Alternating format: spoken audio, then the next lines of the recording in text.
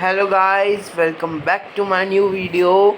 As you all are very well aware of it that I am relaunching my video after a long time as my pre-board exams were going on. That's why I was unable to launch new video. So I have brought some more explanation about heredity and evolution chapter second part we have done in the last video. As you all know this, now we are beginning with the third day PPT of the chapter heredity and evolution. So let's begin. Why did Mendel done so for the experiment of heredity? उसने क्या क्या law निकाले, वो heredity पढ़ के उसने क्या क्या लॉ निकाले? तो सबसे पहला था the law of dominance. Law of dominance मतलब जो डोमिनेंट कैरेक्टर होते हैं वो अपने आप को हमेशा शो करेंगे किसी ना किसी फॉर्म में. ठीक है. एक फिर था दूसरा लॉ ऑफ सेग्रीगेशन. ठीक है. तीसरा था लॉ ऑफ इंडिपेंडेंट असॉर्टमेंट. ये सब हम डिटेल में पढ़ेंगे आगे. तो लेट्स सी. हाँ, ये है लॉ ऑफ डोमिनेंस. ये इसमें क्या होगा? व्हेन टू डिसिमिलर कैरेक्टर यानी two different character present only in one character और जीन. ठीक है. जो दो अलग अलग तरीके के कैरेक्टर होते हैं वो प्रेजेंट होते हैं किसी एक में, तो एक ही क्या करेगा? अपने आप को express itself in one generation. एक जनरेशन में जो अपने आप को एक्सप्रेस कर पाएगा वो क्या हो जाएगा? डोमिनेंट. जैसे हमने ट्री टॉल प्लांट और डॉफ प्लांट का क्रॉस देखा था, उसमें हमेशा टॉल प्लांट ने अपने आप फर्स्ट जनरेशन में वो जनरेट हुआ तो उसने अपने आप को एक डोमिनेंट कैरेक्टर बना लिया. ठीक है. अब हमारा नेक्स्ट है law of segregation. This law states that during gamete formation two factors of a character get separated and each gamete gets only one factor for characters.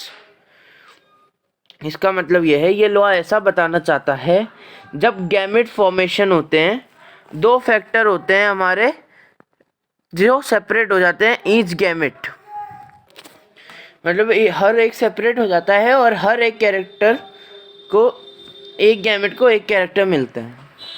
The principle of segregation is also called principle of purity of gametes.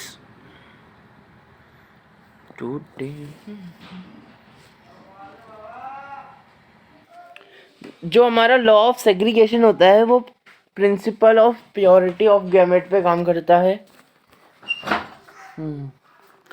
Law of independent assortment. This law states that the two or more pair of contrasting characters are inherited in such a way that a particular trait is independent of the other trait.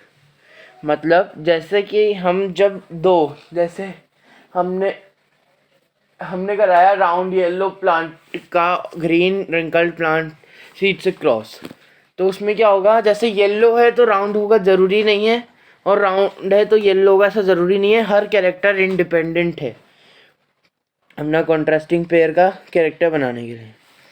The unit factor of each character of gene is assorted into the gamete independently of the factor of any other and get randomly rearranged in the offspring.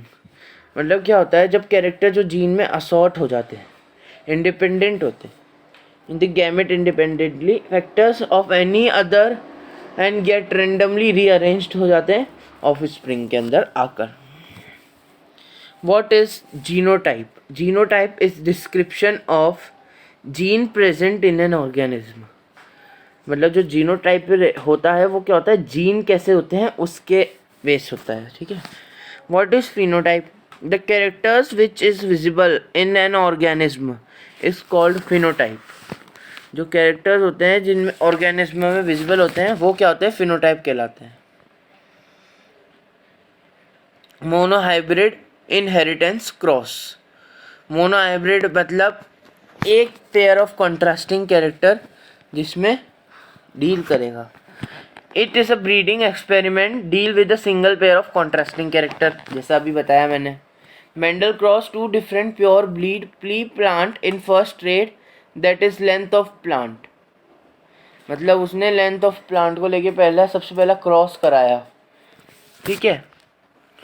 He destroyed the pollen grain from one type of plant over stigma of other type. मतलब जो उसने pollen grain क्या करा, मतलब जैसे tall plant है उसके pollen grain short पे डाल दिए और शॉर्ट प्लांट के इस पे टॉल प्लांट पे डाल दिए, ठीक है।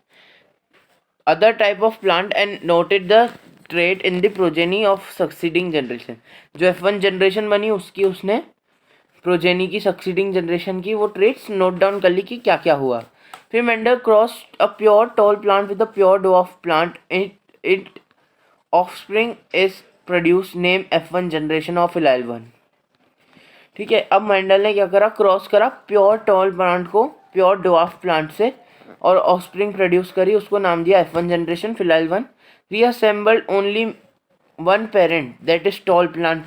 मतलब सिर्फ टॉल प्लांट अपने आप को एक्सप्रेस कर पाया। Mendel then cross the tall plant of twilight 1, sorry filial 1 है यहाँ पर, ट्विगलाइट नहीं है, filial 1 generation among themselves and found that both tall and dwarf plant were obtained.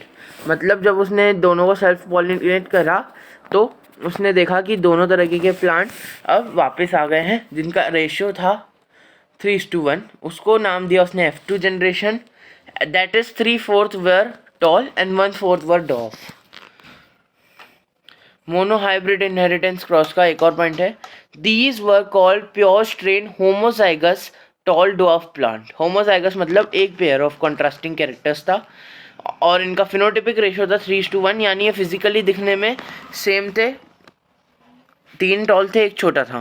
लेकिन जब जीनोटिपिक रेशियो निकाला गया तो इसका जीनोटिपिक रेशियो आया 1:2:1। Okay. Monohybrid inheritance, the trait which did not appear in F1 generation reappear in F2 generation in the ratio 3:1। 3 dominant and 1 recessive, मतलब 3 जो dominant character थे जो हमेशा दिख रहे थे और एक रेसेसिव जो कभी कभार ही हो अपने आप को एक्सप्रेस कर पाता है। And the basis of monohybrid cross Mendel concluded that the trait which was not found amongst the F1 generation progeny was not lost। मतलब मेंडल ने ये इससे सारा क्या कंक्लूजन करा कि मतलब जो हमारा F1 जनरेशन में जो प्रोजेनी नहीं बनी थी वो कहीं मरी नहीं थी, वो बस अपने आप को एक्सप्रेस नहीं कर पाई थी, वो था जो dwarf plant. It is a recessive trait, tallness trait in F1 generation and F2 generation is called dominant trait. मतलब जो टॉल प्लांट थे वो डोमिनेंट थे।